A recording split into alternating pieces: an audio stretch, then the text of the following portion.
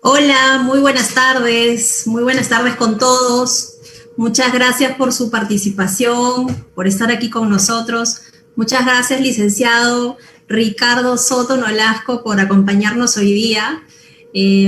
Vamos a compartir en unos 30 minutos el tema que nos ha traído hoy día, que es conocer las verdades sobre los cuidados en el embarazo y romper algunos mitos y alguna información que está circulando ahora que estamos viviendo un mundo más digital que presencial. Así que bienvenido, muchas gracias por acompañarnos hoy día a esta sesión de la Clínica San Judas Tadeo. Ricardo, se congeló, creo, ¿no?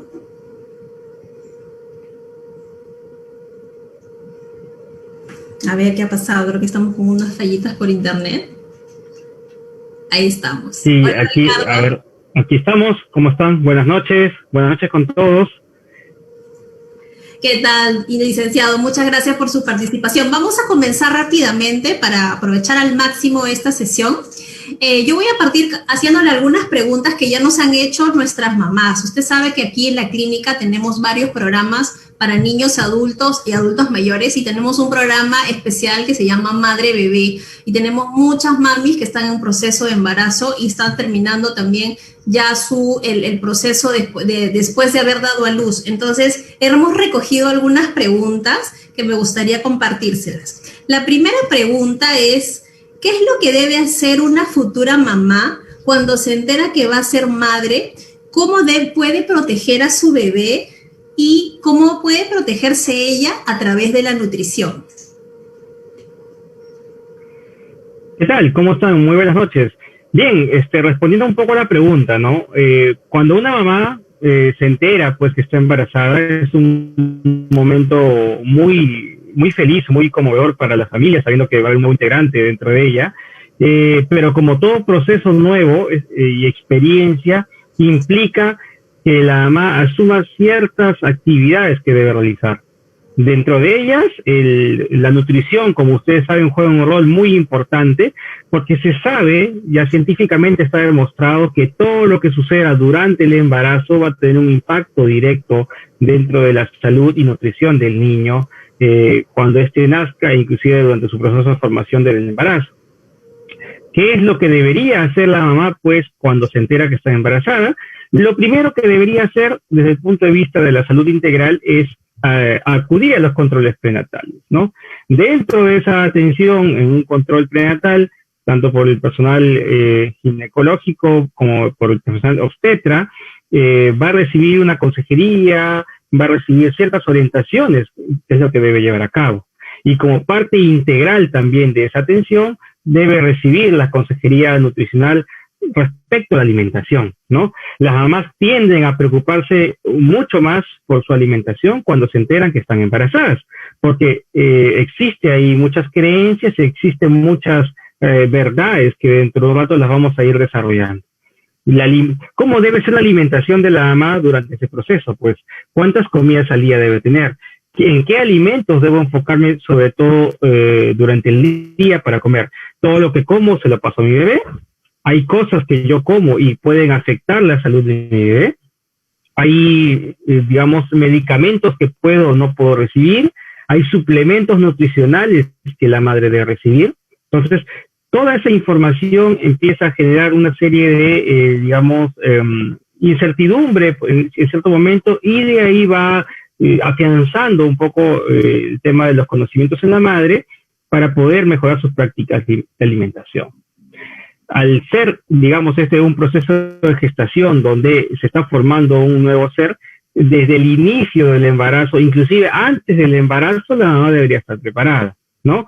Entonces, en este proceso que la mamá, quiera gestar, quiera tener un bebé, debería empezar una suplementación previa al embarazo con ácido fólico.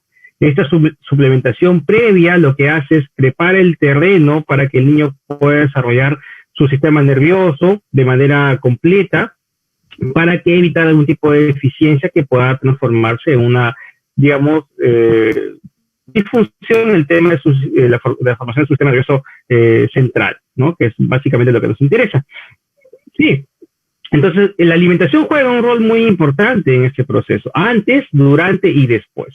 El durante, pues básicamente la gestante, hay una de las preguntas que nos hacen, ¿no? Durante la consulta nutricional es que ¿acaso tengo que comer doble para que mi niño pueda crecer? Y preguntas como esas, y qué cosas puedo o no puedo comer, qué suplementos nutricionales debería consumir, ¿no? Son preguntas, digamos, habituales que nos deben hacer, o que nos suelen hacer. ¿Y es cierto que una mamá debería comer el doble, o no o eso es un mito? Es un mito, claramente, ¿no? Porque tengamos en cuenta que el niño, cuando se va formando, va ganando peso de manera progresiva. Entonces, entendamos que el niño, la velocidad con la que crece, si bien es cierto, durante el embarazo es la velocidad la más rápida que existe en cualquier etapa de la vida, eso no implica que el niño va a crecer como un adulto con el peso y la talla que un adulto requiere. Entonces, por lo tanto, sería ilógico comparar el crecimiento de un feto, ¿no? De un niño en el vientre de la madre con el crecimiento de un adulto. Es por ello que la madre debe adicionar una cierta cantidad de calorías a su alimentación, pero no un equivalente al doble de una comida de un adulto. Inclusive la cantidad adicional de calorías que transformado en alimentos debería incluir va a ir variando con respecto al trimestre de embarazo en el cual nos encontremos. Se sabe también que durante el primer trimestre de embarazo la ganancia de peso no debería ser muy alta, es recién a partir del segundo trimestre, es decir, a partir de la semana número 14 hacia adelante, donde la ganancia de peso va aumentando. Pero ahí la otra pregunta que suele suceder y nos suelen hacer es, ¿todas las gestantes deben ganar la misma cantidad de peso durante todo su embarazo? Pues la respuesta es no. ¿Y de qué va a depender? Va a depender básicamente cómo inicien el embarazo. No es lo mismo que inicie el embarazo una gestante, una mujer que tiene un peso adecuado para su talla, a que alguien que está por debajo de ese peso o alguien que está por encima, llámese con sobrepeso o con obesidad. Es distinta la ganancia de peso que deben tener estas tres condiciones, ¿no? Una gestante con un peso normal previo al embarazo, una gestante con sobrepeso, obesidad y una gestante con un peso por debajo de lo que debería ser. Correcto, licenciado. Una pregunta que nos hacen en este momento todas las mamis y los papis que están conectados, voy a ir leyendo algunas. Una pregunta muy interesante. ¿Cuánto es lo mínimo de agua que debo consumir diariamente en el embarazo? Ya, muy bien. Si bien es cierto, los requerimientos de energía y los requerimientos de algunos micronutrientes se incrementan durante el periodo de gestación, es recomendable que la gestante esté bien hidratada. Una regla, digamos, estándar, ¿no?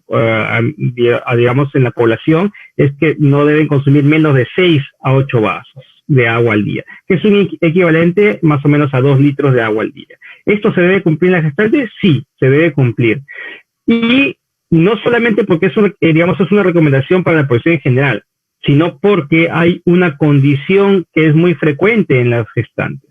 Las gestantes durante el proceso de gestación, por los cambios fisiológicos que existen, tienden a estreñirse más de lo normal. Entonces, debido a ese estreñimiento fisiológico por el propio proceso de gestación, es que ellas deben consumir fibra y agua como parte de las recomendaciones para evitar el estreñimiento. Tomando en cuenta también que en cierto momento en la gestación se les va a recomendar que consuman los suplementos de hierro, y algunas madres asocian mucho el tema del consumo del suplemento de hierro con el estreñimiento. Entonces la solución no es dejar de consumir el suplemento de hierro, que es sumamente importante, sino la solución es qué cosas puedo hacer para mejorar ese estreñimiento. Ahí está la alimentación con la fibra, y ahí está el tema del agua y la actividad física como parte complementaria también. Perfecto, y siempre acompañándonos con un profesional, ¿no? Con un profesional de la salud durante todo nuestro embarazo. Otra pregunta interesante. ¿Es cierto que el consumir ají durante el embarazo provoca ciertas alergias o problemas en la piel al bebé? Según la evidencia existente, ¿no? Los procesos, digamos, atópicos, ¿no? Algunos procesos digamos, de alergias, pueden ser, digamos, heredados a los niños. No es que exista algún alimento de por sí que yo lo consuma como mamá y le vaya a generar un problema al niño. Eso no existe. Existen ciertas sustancias dentro de los alimentos que nosotros consumimos, como el alcohol, el tabaco y la cafeína, que no son recomendados durante el proceso de gestación porque sí pueden generar mala absorción, por ejemplo, el ácido fólico en el caso del alcohol, ¿no? En el caso del tabaco también. Y, el consumo de la cafeína porque, digamos, va a activar de manera excesiva el sistema nervioso de la gestante, y lo cual no sería prudente tampoco para ella. Entonces, no existe un alimento de por sí que yo diga, voy a consumir esto y le puede generar una alergia a mi niño. Eso no existe, ¿no? Desde el punto de vista de la evidencia científica, eso no existe actualmente. Interesante, licenciado. Otra pregunta más. ¿Es verdad que todas las gestantes entre los 3 y 4 meses tienden a tener anemia?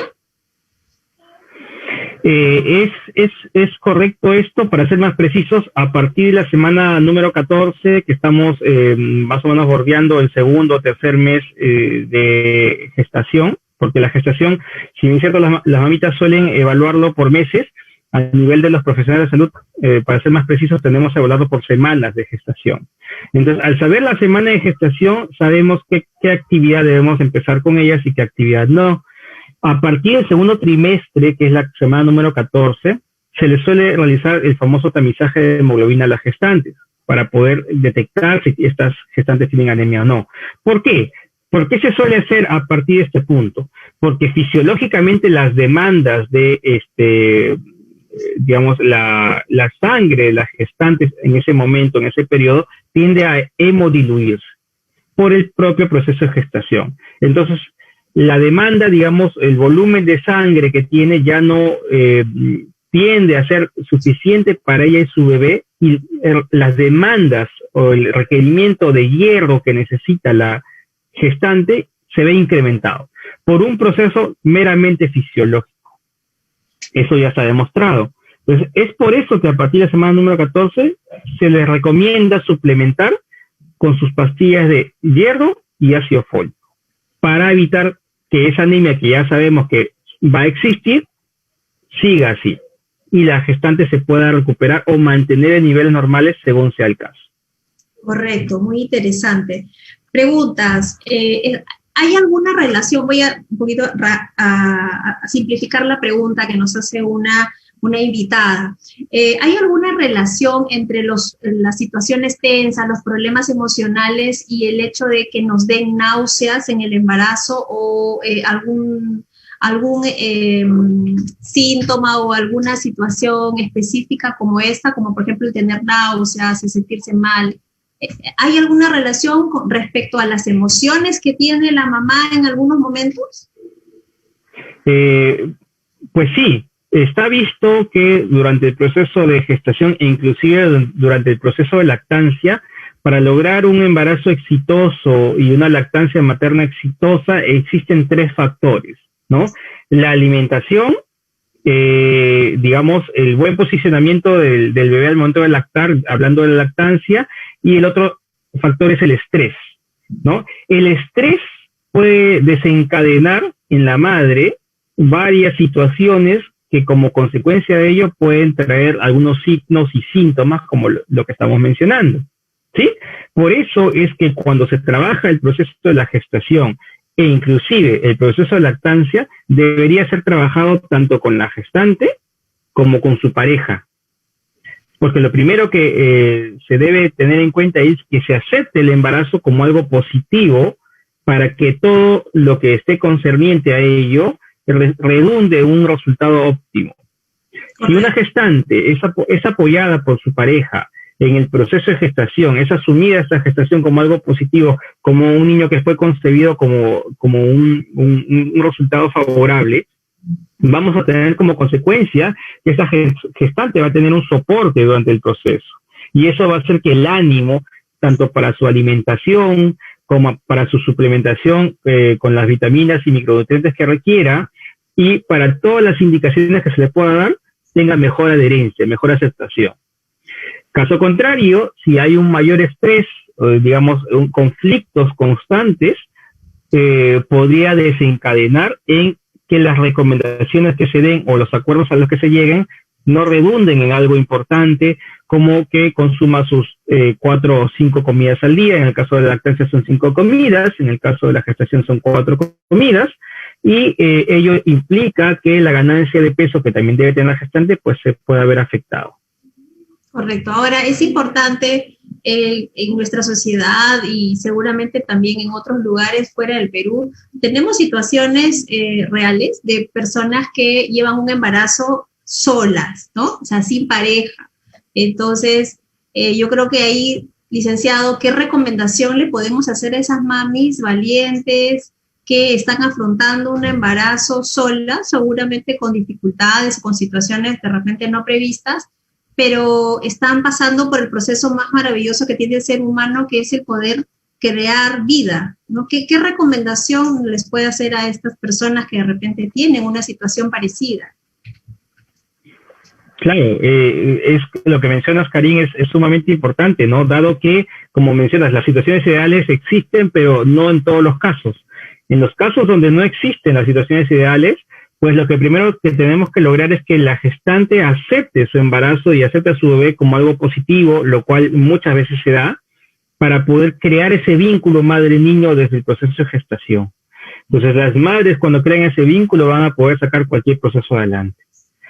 Asimismo, si tuviésemos en el entorno de la mamá algunas otras, digamos, ejemplos a seguir, ¿no? Tal vez el papá, tal vez el hermano, tal vez el tío, tal vez a la mamá, la hermana, el tío, o alguna otra persona cercana que pueda fortalecer esa situación y que la persona, la mujer que ha salido embarazada, entienda que este proceso se puede sacar adelante de manera exitosa con la ayuda de su entorno, también sería un factor favorable, ¿no? Entonces, así se pueden superar, digamos, ciertas adversidades y también lograr un embarazo exitoso que al final la mamá entiende que este producto, este embarazo, va a ser un niño que necesita de su cuidado y que posiblemente con los cuidados que tenga y todas las recomendaciones que se vayan aplicando, logre ser un ser, digamos, un ser humano que tenga un impacto con la sociedad, que es lo que básicamente buscamos. Así es. La formación del ciudadano comienza desde el primer momento de vida en el cuerpo de la mamá. Bueno, tenemos muchas preguntas, lo cual es súper bueno porque significa que muchas mamis están preocupadas por llevar el mejor embarazo posible. Acá hay una pregunta, dice, ¿hay peligro de tomar café en el embarazo? ¿Es peligroso tomar café en el embarazo? Como mencionaba hace un momento, si bien es cierto, lo que no recomendamos nunca durante el proceso de gestación es el consumo de alcohol, el consumo de tabaco y el consumo de cafeína, porque la cafeína más que todo lo que puede hacer es estimular de sobremanera el sistema nervioso de la gestante, y si es ya una gestante que está atravesando por un proceso de embarazo no tan sencillo, puede esto no jugarnos en contra. El otro aspecto por el cual no recomendaríamos la cafeína básicamente sería porque si es que queremos promover el consumo de alimentos ricos en hierro, ¿no? Llámese vísceras y algunas menestras, que si bien es cierto no son las que tienen mayor contenido de hierro, pero tienen un contenido de hierro que puede sumar a lo que requiere. Si consumimos esta cafeína junto con algunos de estos alimentos, la absorción del micronutriente llamado hierro, que es el que nos interesa, no se va a dar. Entonces, por eso no recomendaríamos el café, porque, digamos, algo favorable que vaya a sumar al estado de salud de la gestante no se va a dar. Ok. Otra pregunta más. ¿Qué pasa si durante mi embarazo no he tomado? Parece que es una pregunta de alguien que ya dio a luz. ¿Qué pasa si no tomé el ácido fólico? ¿Qué consecuencias puede haber en el niño? Se sabe, ¿no?, que la suplementación con ácido fólico, que idealmente debería ser antes del embarazo y de manera regular, y casi todos las gestantes suele ser ya cuando inician el embarazo, cuando se entera, lo que hace es termina de desarrollar o ayudarnos a formar el sistema nervioso central.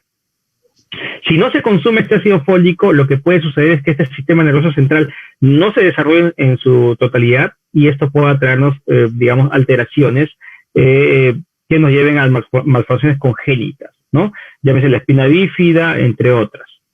¿Qué pasa si no lo consumo? Estás asumiendo un riesgo, ¿no? ¿Por qué? Porque el cuerpo de la gestante ve incrementadas sus necesidades tanto de ácido fólico como de hierro. Entonces, el no consumirlo va a implicar un riesgo. Puede que ese riesgo se controle, puede que ese riesgo no se controle. Muchas veces la pregunta es, ¿no? ¿Pero qué pasa si yo como todos los alimentos que tienen ácido fólico y así cubro? Claro, eso sería lo ideal. Pero ¿qué sucede? Que las necesidades de las gestantes se ven tan incrementadas que tendría que tener una dieta muy perfecta todos los días, durante todo el día, para lograr cubrir eso. Es por eso que en la gestación se hace incidencia en el consumo del ácido fólico en suplementos y el hierro en suplementos. ¿Por qué? Porque promovemos que la gestante se alimente bien, pero nos aseguramos que reciba lo que necesita por medio de estos suplementos, para evitar, como lo que mencionaba, malformaciones, etc. Y si el hierro es el que sufre, digamos, el déficit, que no es consumido en cantidades adecuadas, lo que podría estar conllevando es que el niño pueda nacer prematuro o tener bajo peso nacer. Ok. Y una pregunta más, licenciado. Si una mujer decide quedar embarazada, ¿con cuánto tiempo de anticipación debería prepararse para que llegue el momento en el que su cuerpo y ella esté lista? ¿Hay alguna diferencia en edades? ¿Hay alguna diferencia en algunas particularidades de ciertas mujeres? ¿Qué nos puede decir al respecto? Claro, desde el punto de vista nutricional, la gestante o la futura gestante, la mujer en edad fértil, debería prepararse con 3 meses de anticipación para ser mamá, a través del consumo de 400 microgramos de ácido fólico diario para que pueda tener un proceso de embarazo mucho mejor. Ahora, si esto no se da, no es que no va a ser exitoso, también va a ser exitoso, siempre y cuando sigamos con las recomendaciones que se le brindan. Ok, muy bien, muy interesante todo. Otra pregunta de una mamá nos dice que tiene mucha pesadez y su digestión se ha vuelto bastante lenta y pesada. ¿Qué puede recomendarle para tener una mejor absorción y digestión de los alimentos? Ya, ahí es un problema muy habitual durante el proceso de gestación, lo que mencionas, Karim, y esto hay que resaltarlo, ¿no? Por los propios cambios fisiológicos que existen en las gestantes, esto va a suceder, no nos debe sorprender, suele suceder y va a suceder, porque el tránsito intestinal se vuelve más lento por los cambios hormonales que existen. ¿Cuál es la solución?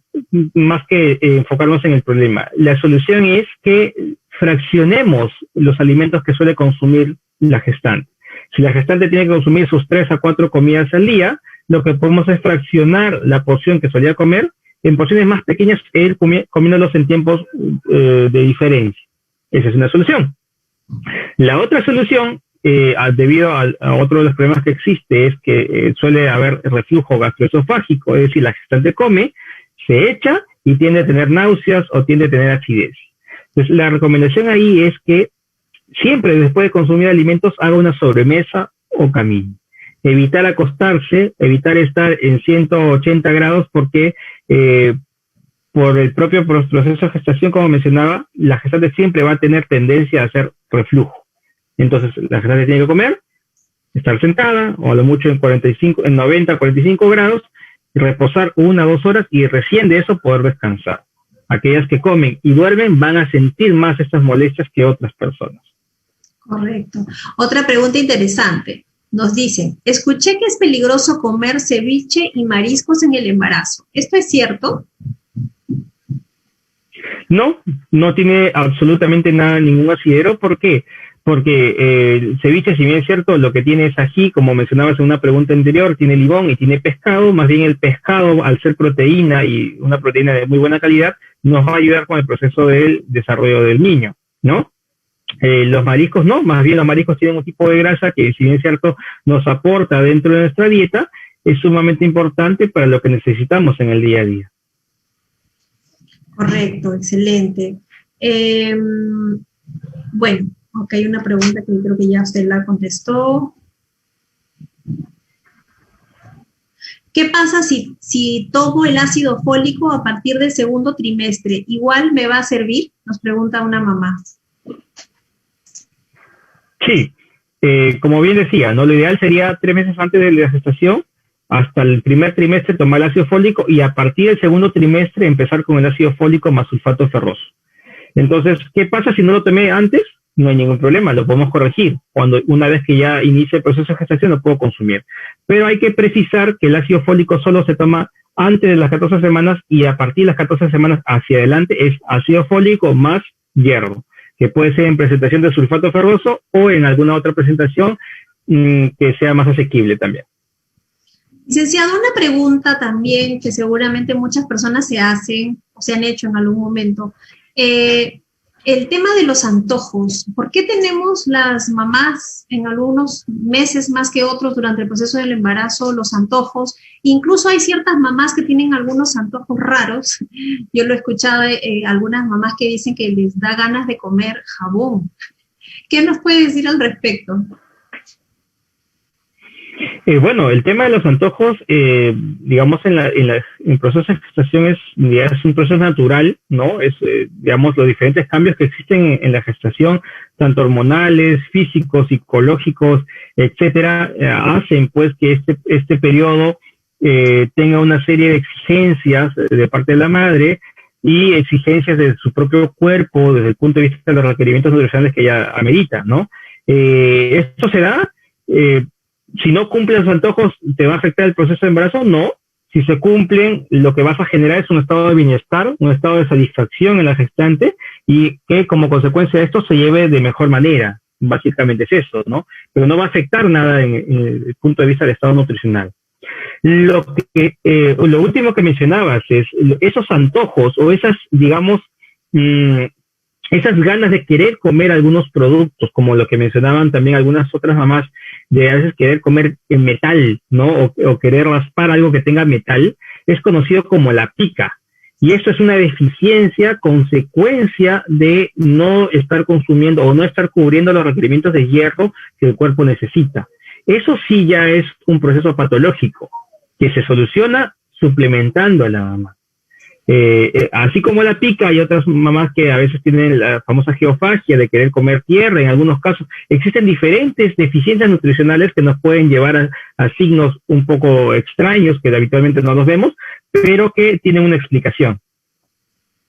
Excelente. Siempre, licenciado, se evidencia por lo que estamos conversando el acompañamiento de un médico de cabecera y también los otros profesionales que acompañan a la mamá, ¿no? Como en este caso la nutrición, ¿no? Y supongo también en algunos casos los servicios psicológicos o otro acompañamiento de profesionales de la salud que puedan ayudar a que este proceso sea maravilloso.